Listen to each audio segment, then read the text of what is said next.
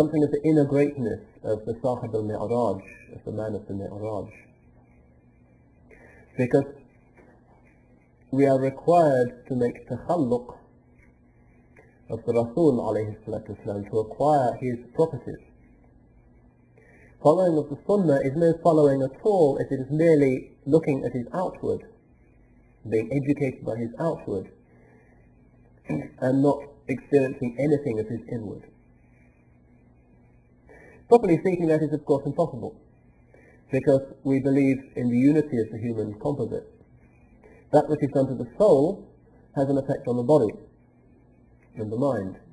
That which is done to the mind has an effect on the body and the soul. That which is done to the body has an effect on the mind and the soul. These three aspects of man, reflected in the hadith language in terms of Islam, Iman and Ihsan, what to do with your body, what to do with your mind, what to do with your soul, are closely linked. We don't believe in any dualism. This is why the modern world is so aberrantly and tragically wrong when it says, for instance, that sexual relations before marriage is just fine. Why not? It's just recreation like any other recreation. Now we would say that's because historically you have inherited a dualism between body and spirit. We believe, however, that these three aspects of humanity are closely linked, and that just as if the spirit is sick, the body can fall sick as well. Modern doctors will acknowledge this, that many physical illnesses originate in what they call psychological states. That's not controversial. But the opposite is true as well. If you do something momentous to the body, that's going to have an effect on the spirit. But they can't see that. The idea that you can be spiritually transformed by something that happens to the body is very alien to the Christian tradition, certainly alien to the Western post-Cartesian dualistic mentality. It's not just a question of morality here, it's a question of spirituality. What you do to the body affects the spirit, and hence affects your salvation. We link the three. Our forms of ibadat are all to do with the body, as well as the mind and the spirit. The Salat, an obvious example. Ramadan, obvious example. The Hajj, certainly an obvious example. All these are reminders that we must serve Allah subhanahu wa ta'ala with everything, not just with the spirit. And the body is just a fallen piece of flesh that goes its own way in the world, turns up occasionally in church. No, with the whole body, with everything. With the human kull. So, to get back to the story, we can say that the predicament of modernity is that we have lost sight of the fact that everything in existence is not just vested with a meaning which we attribute to it, but is significant as a signpost. Now, what is hopeful, and what I suppose justifies the Maturidi expectation here, is that they are not pure materialists and pure atheists. That's an extremely unusual position. Even if they may say, I don't believe in God, they may say, well, I have a spiritual dimension and I believe that there is something beyond the physical world. That's normal, because pure atheism is so alien to the human creature. Such a denial of what we ourselves intuit. But what the modern world does still have is an attraction to beauty. Because, if you like, as Plato remarks, beauty is the splendour of the truth. Where there is beauty, there is truth. We may not be able to articulate it, but it's there. This is why Islamic civilization has always, when it has been healthy, inevitably produced beauty. Truth produces beauty. It can't help but do so. And the primordial symbols of our religion are all expressions of pure beauty. The Kaaba, beautiful. So beautiful that the sunnah is to look at it when you're in the haram rather than to look down in prayer. Qubbat al-Sakhra, the first Muslim building, if you like, is superbly beautiful. It was built in the time of the Sahaba.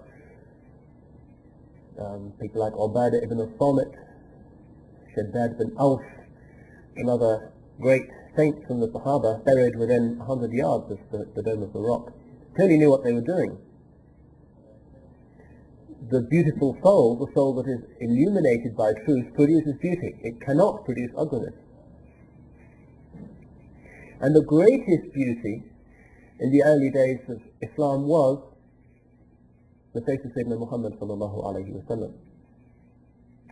If you look at the Shama'il of At-Tirmidhi and any of the early works that indicate how one man was able to transform the most fractious, abrasive, difficult, divided people on the planet, you will see that people used to love looking at him. So many descriptions of his face. And why did the girls of Banu Najjar sing when he arrived with Abu Bakr on the Hijr, Tala al-Badru alayna, that's known song in the Ummah, because everybody compared him to the full moon, stock Arabian image for great physical beauty. And there are hadiths which indicate how the Sahaba would just look and look and look on the prophetic beauty. They could not tire of it. So, yeah, we can say with Plato, beauty is the splendour of the truth, and the modern world, insofar as it still recognises beauty, is not completely lost to us, and is still a context in which we can have some authentic, responsive existence.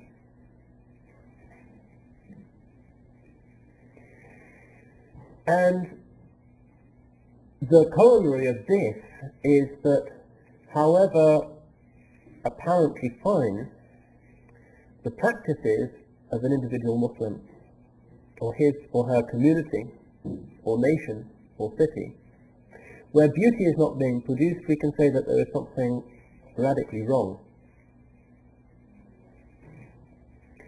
That where a Muslim is getting up for tahajjud and fasting 4 months in a year, but his house is ugly and garish, with tacky, overwrought furniture. There's something wrong. There is an imbalance. Because the Muslim soul has to be at ease with its environment. That is how Muslims have always been. And if you go to the most tastefully decorated houses in the West, you'll often see that some of the most precious artifacts that people have spent millions on are Islamic artifacts. Ceramics from Persia, mosque lights from Egypt, carpets, the world's most beautiful carpets almost invariably come from the Islamic world. They have those artifacts because they still have this fitri perception of what is beautiful and harmonious and serene. We don't have those artifacts. We can spend a lot on decorating our houses, usually too much. But beauty, well, somehow we've lost it. The basira somehow has passed us by.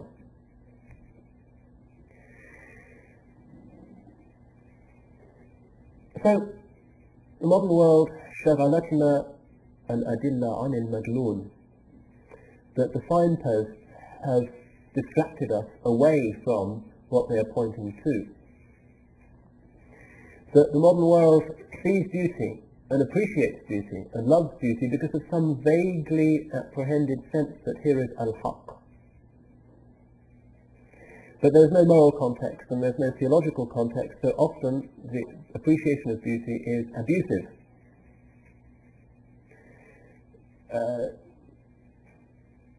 For instance, the city of Fort Lauderdale, built in a beautiful place, nature surrounds us with all of its evocative splendour, speaking of al-haq. The sea is beautiful.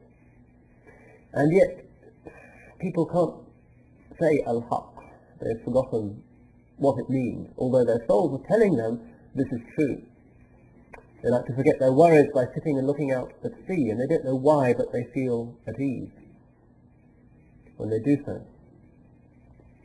The obsessive appreciation of the human body, particular characteristic of the modern world, is, we might say, despite its complete absence of a moral context and the human tragedies that flow from the lack of that morality, nonetheless rooted in an authentic instinct